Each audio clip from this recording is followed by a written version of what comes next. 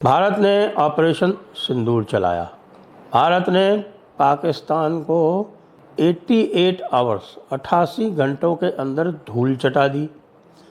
भारत ने पाकिस्तान से सारे रिश्ते नाते तोड़ दिए। भारत ने इंडस वाटर ट्रीटी को सस्पेंड कर दिया। पाकिस्तान से अब भारत ना कुछ इंपोर्ट करता है ना पाकिस्तान को एक्सपोर्ट करता है। भारत ने पाकिस्तान से ओवरफ्लाइट्स बंद कर दी, पाकिस्तान ने भी बंद कर दी। लेकिन इतना सब होने के बाद भी भाई साहब, क्रिकेट तो खेला जाएगा, हॉकी तो खेली जाएगी। खास तौर से क्रिकेट जो है वो तो डेली खेला जाएगा, चाहे उसके लिए एशिया कप जैसा एक थर्ड क्लास टूर्नामेंट जो है उसको ही क्यों न चलाना पड़े। एशिया कप जैसा थर्ड क्लास टूर्नामेंट जिसमें कुल जमा 6 टीमें होती हैं और उन 6 टीमों में से 4 टीमें जो हैं वो सेकेंड राउंड में जाती है। एलिमिनेट कौन होती है? हांगकांग, सिंगापुर जैसी टीमें, यूएई जैसी टीमें। 4 टेस्ट टीम्स हैं, वो चारों के चारों जो है वो पहुंच जाती हैं सेमीफाइनल में, और उसके बाद फिर सेमीफाइनल में फिर से साहब वो, यानी पाकिस्तान से आपको 3 बार खेलना है एशिया कप में। और इस पूरे देश में हमारा जो पूरा गवर्निंग स्ट्रक्चर है उसमें कहीं कोई आवाज़ मैंने उठती नहीं देखी जब कल एशियन क्रिकेट काउंसिल ने कारगिल विजय दिवस के दिन शेड्यूल जारी किया। और न केवल शेड्यूल जारी हो गया, उसके बाद से सोने में सुहागा ये कह ले या जले पर नमक अगर बात करें उसकी, तो ये कह ले कि अब लगातार जो है वो सोनी टीवी उसका प्रचार कर रहा है कि सितंबर में एशिया कप, उसकी वेन्यूज़, उसका शेड्यूल, वो सारा का सारा आप रोज़ सोनी टीवी। वैसे भी लोग जो है इस समय आपको पता है कि सोनी टीवी पे ही इंग्लैंड की सीरीज़ चल रही है, तो वो सोनी टीवी को और भी मज़ा आ गया उसको प्रोपेगेंडा करने का और उसका पब्लिसिटी करने का उसको और भी मौका मिल गया। प्रश्न ये है कि जब भारत के कुछ क्रिकेटर, एक प्राइवेट लीग जो है वो वेटरन्स की लीग है जिसको लेजेंड्स लीग बोलते हैं, world league of WCL, world championship of legends. तो वो WCL लीग में जब भारत और पाकिस्तान का मैच था, जो WCL BCCI से उसका कोई लेना देना नहीं है और वो BCCI के बिहाफ पे नहीं ऑपरेट होती है, उसमें भी पब्लिक प्रेशर में भारत के खिलाड़ियों ने पाकिस्तान से खेलने से मना कर दिया। वो टूर्नामेंट चौपट हो गया। तो BCCI को ऐसी क्या लगी हुई है भाई? BCCI के ऊपर देश के कानून भी लागू नहीं होते। देश के कानून तो खैर वो कहेंगे कि हमने अभी मैं बता रहा हूँ कि BCCI क्या करती है, क्योंकि मैं BCCI का सदस्य रहा हूँ।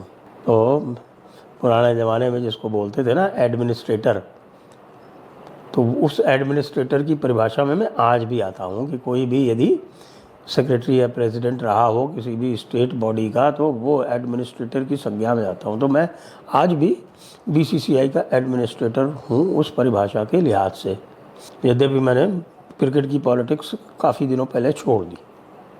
अब एज एडमिनिस्ट्रेटर मैं पूछना चाहता हूँ BCCI से, क्या आपके लिए क्या अधिक आवश्यक है? आपको एशियन क्रिकेट काउंसिल से बहुत सारा पैसा मिलेगा क्या?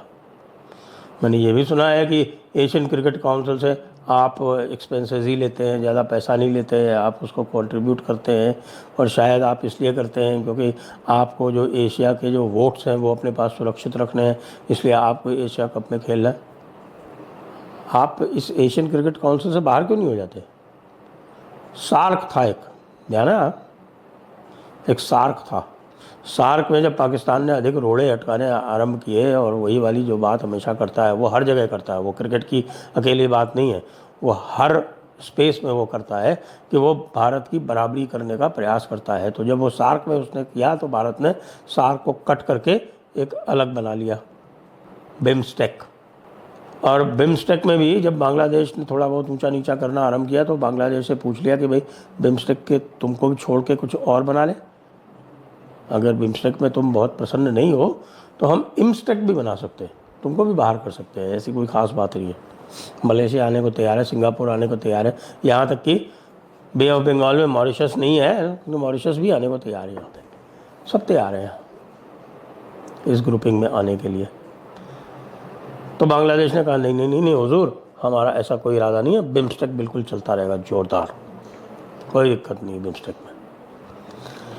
तो भारत ने अपने राष्ट्रीय हितों के संरक्षण के लिए सार्क तक को त्याग दिया, लेकिन बीसीसीआई एशियन क्रिकेट काउंसिल को नहीं त्याग पा रही है। बीसीसीआई, तुमको अगर ज़्यादा समस्या है एशियन क्रिकेट काउंसिल से अलग हो जाओ, पाकिस्तान को अलग कर दो, एक अलग बॉडी बना लो,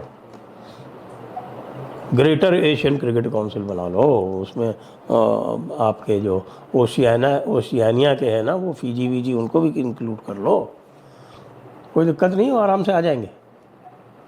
एशिया ओशियानिया क्रिकेट काउंसिल बना लो, ऑस्ट्रेलिया न्यूजीलैंड को भी ले लो, वो भी खेल लेंगे, पैसा उनको भी थोड़ी बुरा लगता है।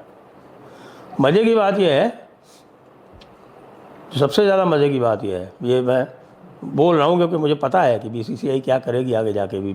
बीसीसीआई अभी 2-3 दिन में क्लैरिफिकेशन जारी करने वाली है कि भाई उसका जो खेलना है वो क्लियरेंस के ऊपर निर्भर है। अभी तक कुछ नहीं बोला, अभी तक टेस्ट कर रहे हैं, टेस्टिंग द वाटर्स, वो देख रहे हैं कि भाई रिएक्शन कैसा आ रहा है, फिर कहेंगे नहीं नहीं साहब ये तो उन्होंने जारी किया है और ये टेंटेटिव है, हमने अभी तक सरकार से क्लियरेंस नहीं ली है, हम सरकार क्लियरेंस देगी तभी हम खेलेंगे। I hope this happens, just hope this happens. और इतना ही अगर पैसे का शौक़ है ना भैया तुमको कि तुम्हें खेलना ही खेलना है, तो हम क्राउड फंडिंग करके दे दें तुम लोगों को, कुछ लोग दे देंगे क्राउड फंडिंग करने के लिए।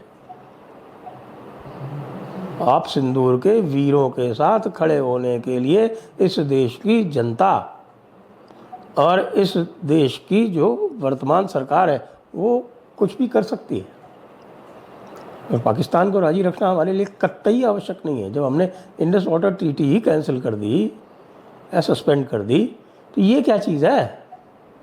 अब नेशनल स्पोर्ट्स गवर्नेंस बिल ले आई है सरकार, और नेशनल स्पोर्ट्स गवर्नेंस बिल के अंतर्गत बीसीसीआई भी आने वाला है। बीसीसीआई बाहर नहीं रह पाएगा क्योंकि बीसीसीआई को भी अब ओलंपिक्स में भाग लेना है। अब उसका हवाला दे रहे हैं ये कि साहब हमको इंटरनेशनल चार्टर के हिसाब से चलना पड़ेगा, लेकिन इसी स्पोर्ट्स बिल में ये प्रावधान किया हुआ है कि यदि किसी भी प्रकार का क्लैश होता है, किसी भी प्रकार का विरोधाभास होता है इंटरनेशनल चार्टर और डोमेस्टिक लॉ में, तो सरकार उस पर निर्णय करेगी। बीसीसीआई टेक्निकली अभी ये कह सकती है कि साहब कि अभी हम इस एक्ट के तत्वावधान में नहीं आए हैं, लेकिन उसकी जो भावना है उसको तो देखो, सरकार से क्लैरिफिकेशन तो मांग लो भाई।